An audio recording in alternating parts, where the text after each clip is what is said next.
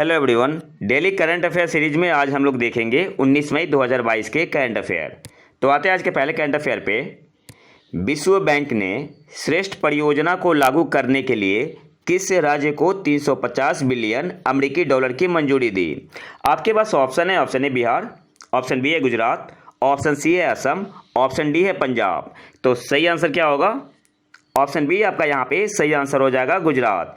विश्व बैंक ने श्रेष्ठ परियोजना को लागू करने के लिए गुजरात को 350 बिलियन अमेरिकी डॉलर की मंजूरी दी है। वर्ल्ड बैंक के चेयरमैन प्रेसिडेंट कौन है? David Malpass. अब इस योजना का मोटो क्या है? जो श्रेष्ठ परियोजना है, श्रेष्ठ गुजरात परियोजना के तहत सरकार ग्रामीण और शहरी लोगों तक स्वास्थ्य सेवाओं को विस्तार करने और राज्य की महामारी रोकथाम प्रणाली को मजबूत करने की पहल करेगी। जो श्रेष्ठ परियोजना है उसका मोटो क्या है? इस योजना के तहत सरकार ग्रामीण और शहरी लोगों तक स्वास्थ्य सेवाओं को विस्तार करने और राज्य की महामारी रोकथाम प्रणाली को मजबूत करने की पहल करेगी। कौन सी परियोजना? श्रेष्ठ परियोजना। नेक्स्ट आते हैं, India technical and economic cooperation किस मंत्रालय से जुड़ा है? आपके पास ऑप्शन है। ऑप्शन ए वित्त मंत्रालय, ऑप्शन बी है विदेश मंत्रालय, ऑप्शन सी है विज्ञान और प्रौद्योगिकी मंत्रालय, ऑप्शन डी है नन ऑफ दीज। तो सही आंसर यहाँ पे क्या होगा? ऑप्शन बी आपका यहाँ पे सही आंसर हो जाएगा, विदेश मंत्रालय। India technical and economic cooperation किस मंत्रालय से जुड़ा है? विदेश मंत्रालय से। ऑप्शन बी आपका यहाँ पे सही आंसर होगा। नेक्स्ट आते हैं, किस दिन को होमोफोबिया, बाइफोबिया और ट्रांसफोबिया के खिलाफ अंतर्राष्ट्रीय दिवस के रूप में मनाया जाता है? आपके पास ऑप्शन है। ऑप्शन है 17 मई, ऑप्शन बी है 7 मई, ऑप्शन सी है 17 जून, ऑप्शन डी है 7 जून। तो सही आंसर यहाँ पे क्या होगा? ऑप्शन ए आपका यहाँ पे सही आंसर हो जाएगा, 17 मई। स्टार्ट कब हुआ था? 2005 में, लेकिन 2005 में केवल होमोफोबिया था। ट्रांसफोबिया को जोड़ा गया 2009 में, ट्रांसफोबिया को 2009 में जोड़ा गया था और बाइफोबिया को जोड़ा गया था 2015 में। तो मतलब जब स्टार्ट हुआ था 2005 में तब केवल होमोफोबिया था, फिर बाद में ट्रांसफोबिया को भी इसमें जोड़ा गया 2009 में और बाइफोबिया को जोड़ा गया था 2015 में। तो यहाँ पे सही आंसर क्या हो जाएगा? ऑप्शन ए 17 मई को। और थीम क्या है इस बार की? Theme for this year is our bodies, our lives, our rights. इस वर्ष की हमारी थीम है हमारे शरीर, हमारे जीवन और हमारे अधिकार। नेक्स्ट आते हैं, 19 मई 2022 को वीडियो कॉन्फ्रेंस के माध्यम से ब्रिक्स विदेश मंत्रियों की बैठक किस देश द्वारा आयोजित की गई? आपके पास ऑप्शन है। Option A Brazil, option B है रूस, ऑप्शन सी है चीन, ऑप्शन डी है भारत। तो सही आंसर यहाँ पे क्या होगा? ऑप्शन सी आपका यहाँ पे सही आंसर हो जाएगा, चीन। 19 मई 2022 को वीडियो कॉन्फ्रेंस के माध्यम से ब्रिक्स विदेश मंत्रियों की बैठक किस देश द्वारा आयोजित की गई? तो आंसर क्या होगा? चीन द्वारा। ऑप्शन सी आपका यहाँ पे सही आंसर होगा। और ब्रिक्स 2022 की थीम क्या है? Foster high quality BRICS partnership usher in a new era for global development. Hindi में क्या बोलेंगे? वैश्विक विकास के लिए एक नए युग में उच्च गुणवत्ता वाली ब्रिक्स साझेदारी को बढ़ावा देना। हालांकि नहीं पूछेगा, थीम नहीं पूछेगा।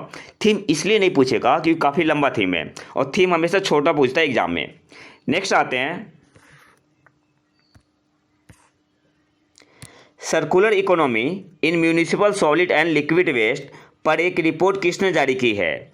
आपके पास ऑप्शन है। ऑप्शन है नीति आयोग, ऑप्शन बी है विश्व बैंक, ऑप्शन सी है आवास और शहरी मामलों के मंत्रालय, ऑप्शन डी है नन ऑफ दीज। तो सही आंसर यहाँ पे क्या होगा?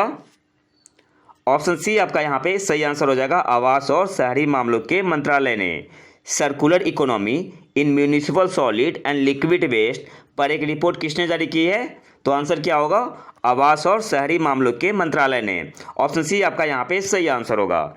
नेक्स्ट आते हैं, मेनहिर क्या है? आपके पास ऑप्शन है। ऑप्शन है फसलों का प्रकार, ऑप्शन बी है मानव निर्मित कुआं, ऑप्शन सी है मानव निर्मित बड़ा सीधा पत्थर, ऑप्शन डी है नन ऑफ दीज। तो सही आंसर यहाँ पे क्या होगा? मेनहिर क्या है? तो मानव निर्मित बड़ा पत्थर होता है जो सीधा होता है, स्ट्रेट होता है। तो ऑप्शन सी आपका यहाँ पे सही आंसर होगा। अच्छा, न्यूज़ में क्यों था? तो अभी एक न्यू मेसोलिथिक साइट डिस्कवर हुआ है, रॉक पेंटिंग है तेलंगाना में। तो मेनहिर क्या होता है? मानव निर्मित बड़ा सीधा पत्थर। ऑप्शन सी आपका यहाँ पे सही आंसर हो जाएगा। नेक्स्ट आते हैं, हाल की एक रिपोर्ट के अनुसार किस देश ने वायु प्रदूषण से संबंधित मौतों की अधिकतम संख्या दर्ज की है? वह कौन सा देश है जहां पे एयर पोल्यूशन से सबसे ज़्यादा लोग मरे हैं? आपके पास ऑप्शन है अमेरिका, ऑप्शन बी है भारत, ऑप्शन सी है ब्रिटेन, ऑप्शन डी है चीन। तो सही आंसर यहाँ पे क्या होगा? ऑप्शन बी आपका यहाँ पे सही आंसर हो जाएगा, Bharat. The Lancet planetary health में प्रकाशित प्रदूषण और स्वास्थ्य पर हाल की एक रिपोर्ट के अनुसार 2019 में भारत में 16.7 लाख मौतों के लिए वायु प्रदूषण जिम्मेदार था, जो उस वर्ष देश में हुई सभी मौतों का 17.8% है। नेक्स्ट आते हैं, हाल ही में HS-200 सॉलिड रॉकेट बूस्टर का सफल परीक्षण किसने किया? आपके पास ऑप्शन है DRDO, ऑप्शन बी है इसरो, ऑप्शन सी है नासा, ऑप्शन डी है नन ऑफ दीज। तो सही आंसर यहाँ पे क्या होगा? ऑप्शन बी आपका यहाँ पे सही आंसर होगा, इसरो। अच्छा, इसरो के चेयरमैन कौन है? अभी नए बने हैं एस सोमनाथ। इसरो के चेयरमैन है एस सोमनाथ। अब थोड़ा डिटेल में देख लेते हैं। यह S-200 रॉकेट बूस्टर का मानव रेटेड संस्करण है, इसलिए इसका नाम क्या है? अब ह्यूमन रेटेड संस्करण है, तो S-200 के आगे क्या लग गया है? H लग गया है, तो इसका नाम क्या है? HS-200। दो HS-200 booster geosynchronous satellite launch vehicle mark 3 के पहले चरण का हिस्सा होंगे, जिसका उपयोग गगनयान मिशन के लिए किया जाएगा। तो यहाँ से इंपॉर्टेंट क्या है? सबसे पहले S-200 क्या है? तो रॉकेट बूस्टर है, जो कि मानव रेटेड संस्करण है। सॉरी, HS-200 क्या है? रॉकेट बूस्टर है और मानव रेटेड संस्करण है। और ये इसका उपयोग कहाँ पे होगा? तो गगनयान मिशन में इसका उपयोग होगा। नेक्स्ट आते हैं, वडनगर अंतर्राष्ट्रीय सम्मेलन का मेजबान कौन सा राज्य है? आपके पास ऑप्शन है राजस्थान, ऑप्शन बी है बिहार, ऑप्शन सी है असम, ऑप्शन डी है गुजरात। तो सही आंसर यहाँ पे क्या होगा? ऑप्शन डी आपका यहाँ पे सही आंसर होगा, गुजरात। वडनगर अंतर्राष्ट्रीय सम्मेलन का मेजबान कौन सा राज्य है? तो गुजरात है। ऑप्शन डी आपका यहाँ पे सही आंसर होगा। गुजरात के मुख्यमंत्री जो कि भूपेंद्र पटेल है, इन्होंने केंद्रीय सांस्कृतिक मामलों के मंत्रालय के सहयोग से गांधीनगर में वडनगर अंतर्राष्ट्रीय सम्मेलन का उद्घाटन किया। उद्घाटन किसने किया है? तो गुजरात के मुख्यमंत्री भूपेंद्र पटेल ने केंद्रीय सांस्कृतिक मामलों के मंत्रालय के सहयोग से गांधीनगर में वडनगर अंतर्राष्ट्रीय सम्मेलन का उद्घाटन किया। और आज के आखिरी करंट अफेयर पे आते हैं। हसन शेख मोहम्मद को किस देश के अगले राष्ट्रपति के रूप में चुना गया है?